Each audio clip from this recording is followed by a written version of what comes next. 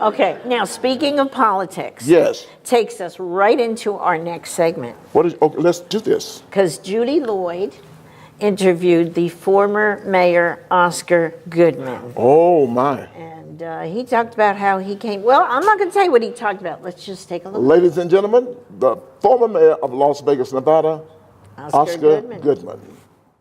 Hi, everybody. This is Judy Lloyd from Sun City Anthem, and I'm delighted to introduce you to the Honorable Oscar Goodman, who has had a long reign in Las Vegas. Well, I am on a short leash, though, at home.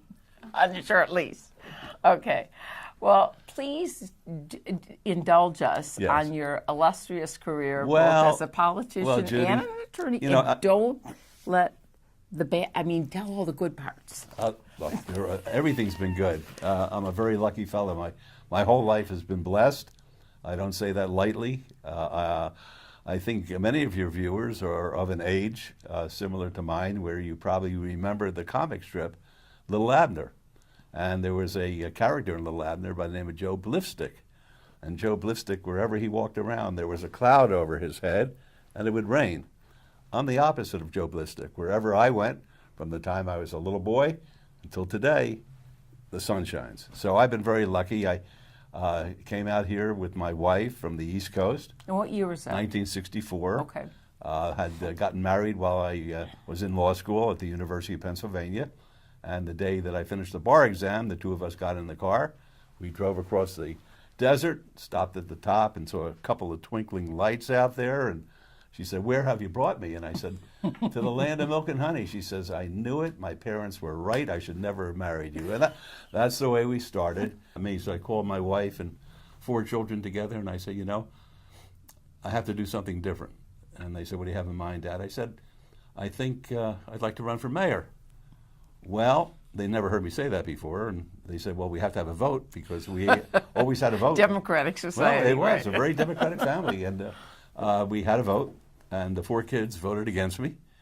Carolyn, she abstained. I said, "Why?" They said, "Dad, there's no way you can win. You have more baggage than the Skycaps out at McCarran." I said, "Not true."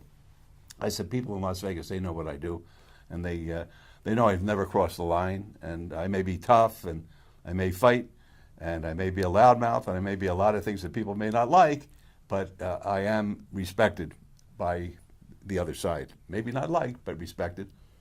It's interesting. I got the pleasure of interviewing the CEO of the Mob Museum, which he's very good. you started. Jonathan Ullman, yep. So how did that all come to be? Well, I'll tell you something. The day I'm elected the mayor, before I took care of my movie career, that was the first thing I did. Oh, yeah, you didn't tell us about the movie theater. But that was the first thing I did. The day I'm elected, I get sworn in, and I go up to the 10th floor where the mayor's office was, and I look out the window, and there's this old U.S. courthouse and post office building, which is about a block from the old city. We went there. We right? Well. And I said, "What's doing with the post office building? Is it used for anything?" And they said, "Well, check it out." And they called up the GSA, which is the government office that manages all federal property up in San Francisco, and said, "What's the story with the old post office in Las Vegas?" They said, "It's surplus." And I said, "What does that mean?" They said, "Well, you could buy it." I said, "Okay, how much do you want for it?" They said, $1. But there were 2 conditions. One, it had to be restored to its original condition. Yeah. I mean, everything, just right to the point, which was consistent with what I wanted. I always resented the fact in Las Vegas that we implode our history, and I wanted to preserve the old buildings, and this was one that deserved to be preserved. And the second condition was it had to be used for museum purposes. So tell us the mission of this new I just told you. project in terms of, and how are you going to spearhead it to go forward? Well, are you going to still say what stays in Vegas goes in Vegas? Vegas? I think it's a great, you have to remember where that comes from. Yeah. After 9/11, people forget. Yeah. The rotten hotels laid off 30,000 employees the day after. And they said it was because people weren't coming here. I say it's because they were trying to make their bottom line better for their shareholders. I'm not saying I'm right. I'm not saying they're right or who's wrong. but this town was suffering. And the convention authority came up with a slogan, and basically it was to tell people, look, 9/11 is the worst thing that ever happened to the United States of America. We were attacked on our own soil. Horrible. But Las Vegas is a place where you can come and try to get away from the horror and the fact that the country suffered this. Come to Las Vegas, put your woes and cares away, and then go back home and start worrying again. And that's basically where that slogan came from. What happens here stays here. And Well, thank you so much. that's for fun. being You're a with very us. good interviewer. Thank you. And When is this going to be on? it will be on. We have. Oh, it's not even going to be on. No, it's going to be on. We'll let you know the date and the time, and you'll get to see it endlessly. Plus, Are you able to see it we'll like on a give regular you TV? Or do you have to flash live? drive so you can use it eternally. I don't know how to use a flash drive. That's my problem. Then we'll send it to you via a link. I don't know how to use links. I'm computer illiterate.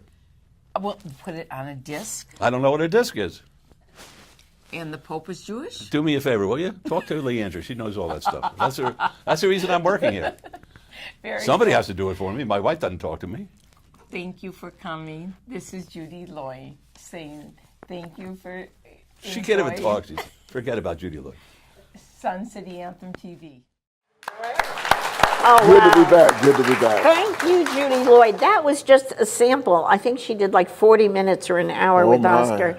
So that's going to be a showcase, and we can watch a whole lot Well, more. Oscar could talk for an hour. You know him, right? Yes. What a fun guy Yes, he he is. can. We're good friends, and